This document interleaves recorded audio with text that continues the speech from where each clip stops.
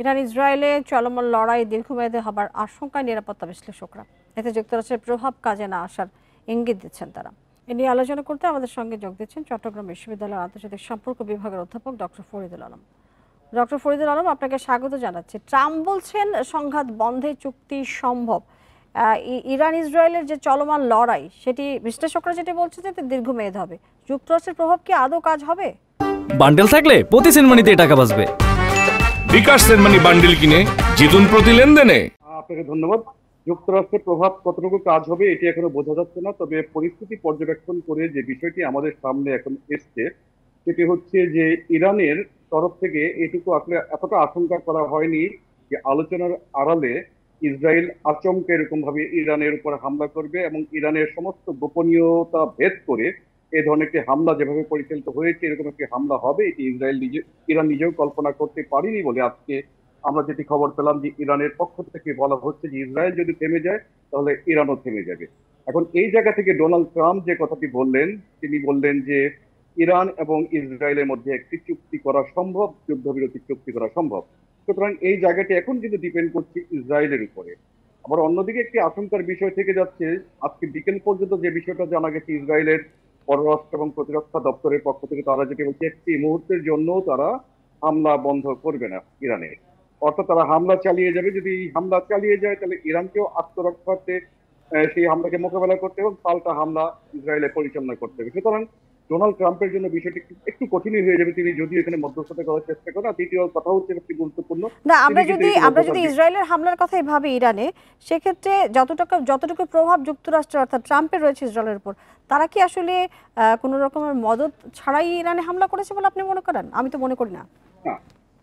Israel কোন ধরনের মদদ ছাড়া এই ধরনের হামলা করেনি, এটি যেমন সত্য কথা, আবার অন্য আরেকটি সত্য এখানে রয়েছে, সেটি হচ্ছে আলোচনাতেই যখন চলছিল যুক্তরাষ্ট্রের সাথে ইরানের পরমাণু কর্মসূচি নিয়ে, এই আলোচনার মাঝখানে কিন্তু ডোনাল্ড ট্রাম্প বারবার করে ইসরায়েলকে কিন্তু বলার চেষ্টা করেছে যে আলোচনা চলমান অবস্থায় যেন ইসরায়েল কোনো ধরনের হামলা পরিচালনা না করে।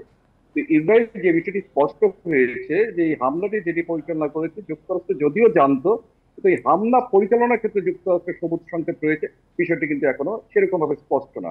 সুতরাং এই জায়গা থেকে একটা সন্দেহের বিষয় এবং শঙ্কার বিষয় থেকেই যায় যে যুক্তরাষ্ট্র যদিও চায় এখানে হামলাটি বন্ধ হোক, ইসরায়েলকে তারা মানাতে পারবে কিনা এটি একটি চিন্তার বিষয়। কারণ ইসরায়েল কিন্তু বুঝে গেছে ইরানের সমস্ত যে কথাটি বললাম সমস্ত গোপনীয়তা তাদের হাতের মুঠোর মধ্যে আছে, তারা একটা নির্দিষ্ট মাত্রায় লক্ষ্যে না পৌঁছা পর্যন্ত হয়তো বা যেটি আমার কাছে যেটি মনে হয় এই হামলা থেকে তারা নিবৃত হবে না।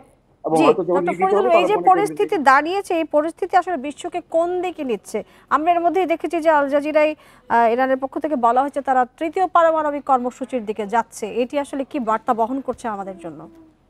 অনেক কিছুই হতে পারে। এখন প্রথমত হতে পারে যে ইসরায়েল যদি এই মুহূর্তে থেমে যায় একটি চুক্তি হওয়া সম্ভব, যুদ্ধবিরতি চুক্তি হওয়া সম্ভব। ইসরায়েল যদি থেমে না যায় তাহলে ইরানের এখানে অস্তিত্বের একটি বিষয়, যেটি মনে করা যায় যে ইরানের যদি সেই সক্ষমতার জায়গাটি ইসরায়েল ভালোভাবে আঘাত করে থাকতে না পারে এখনো পর্যন্ত, এমনটি হতে পারে ইরান খুব দ্রুতই পরমাণু যে ইউরেনিয়াম সমৃদ্ধকরণ কর্মসূচির মাধ্যমে পরমাণু বোমা বানাতে পারে, সেই পরমাণু বোমা তৈরি করে পরমাণু যুদ্ধের একটি হুমকি সেই জিনিসটা থেকে যায়। আর ইরানের প্রক্সি যারা আছে অলরেডি হুতি হামাস, তারা কিন্তু ইরানের পাশাপাশি সাইমালটেনিয়াসলি তারাও কিন্তু হামলা পরিচালনা করছে। এখানে রাশিয়ার দিক থেকে খুব সফট একটি মেসেজ দেওয়া হয়েছে পুতিনের পক্ষ থেকে যে তিনি এখানে মধ্যস্থতা করতে রাজি আছেন।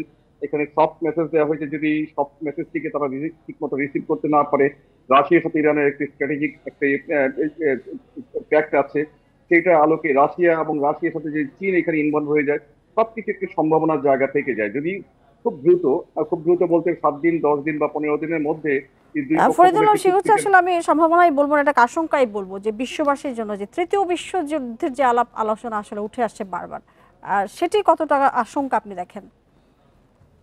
যে কথাটি আমি বলছি এখানে সবকিছুই সম্ভব, এখানে কিছু যদি এবং কিন্তু এখানে ডিপেন্ড করছে যে যদি এখানে ইরানে ইসরায়েলের হামলাটি এখন বন্ধ হয়, ইরান কিন্তু হামলা বন্ধ করতে রাজি আছে। যদি বন্ধ না হয় তাহলে যেটি হচ্ছে ইরান কিন্তু পাল্টা হামলা চালানোর একটি বিষয়, এবং ইরান এই মুহূর্তে একা এই বিষয়টি যারা ভাবছে এটিও কিন্তু সর্বৈব সত্য বলে মনে হয় না। ইরানের পেছনে আমরা জানি নেপথ্য শক্তি হিসেবে রাশিয়া আছে, চীন আছে, এবং তারাও যদি তাদের মধ্যপ্রাচ্যে এই আধিপত্যের জায়গাটিকে তারা যদি ধরে রাখতে চায়, যুক্তরাষ্ট্রের আধিপত্যকে খর্ব করতে চায়, একটি গুরুত্বপূর্ণ বিষয়। হরমুজ প্রণালী এখানে একটি গুরুত্বপূর্ণ বিষয়। হরমুজ প্রণালীকে যদি ইরান বন্ধ করে দেয়, এখানে বিশ্ব তেল বাণিজ্যের একটি বড় 20% বাণিজ্য আমরা জানি হরমুজ প্রণালী দিয়ে পরিচালিত হয়। এবং অন্যদিকে মধ্যপ্রাচ্যের সাথে পুরো বিশ্বের বাণিজ্যের জন্য হরমুজ প্রণালী একমাত্র পথ। সুতরাং এটি যুক্তরাষ্ট্রের একটা বড় দুশ্চিন্তার কারণ হয়ে যাবে। হয়তো তখন মনে হতে পারে যে শুধু ইসরায়েল না, যুক্তরাষ্ট্রের যুদ্ধে ঝাঁপিয়ে পড়বে। যুক্তরাষ্ট্র যদি ঝাঁপিয়ে পড়ে তাহলে রাশিয়া কেন থেমে থাকবে, আর রাশিয়া যদি যুদ্ধে ঝাঁপিয়ে পড়ে চীন কেন থেমে থাকবে, এরকম অনেকগুলো সম্ভাবনা নিশ্চয়ই আমরা সবসময় দেখি আসলে এই যে যুদ্ধ বা ইসরায়েল বা অন্যান্য যে প্রসঙ্গগুলো বারবার আসে, সেখানে আসলে একটি বৈশ্বিক রাজনীতির একটি বড় অংশ কাজ করে। আমরা যুক্তরাষ্ট্রের প্রভাবের কথা বলছিলাম, আসলে কি ধরনের রাজনীতি এখানে চলছে, এই যে বর্তমান পরিস্থিতিটি দাঁড়ালো, তার পেছনে আসলে কারণটা কি বলে আপনার মনে হয়?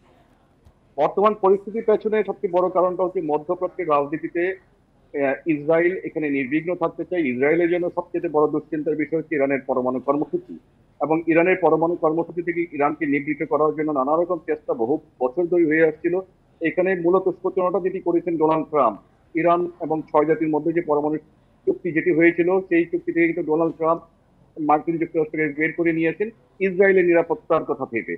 এই বের করে আনার পর থেকেই কিন্তু যত রকম এই সমস্যাগুলো হচ্ছে, এবং পরবর্তীতে আমরা দেখলাম যে ইরানের সমর্থনে হামাস, হুতি, হিজবুল্লাহর মতো সংগঠনগুলো যে মধ্যপ্রাচ্যের নিরাপত্তার স্বার্থে ইসরায়েলের উপর হামলা, ইসরায়েলের তরফ থেকে পাল্টা হামলা, এই বিষয়গুলো আমি মনে করি যে মার্কিন যুক্তরাষ্ট্র চাইলেই ডোনাল্ড ট্রাম্পের আগের মেয়াদে তিনি যদি জি এতটা মাথা গরম না করে আরো একটু কৌশলী হতেন, তাহলে হয়তো আজকের এই অবস্থায় আমাদের জি দেখতে না নিশ্চয়ই।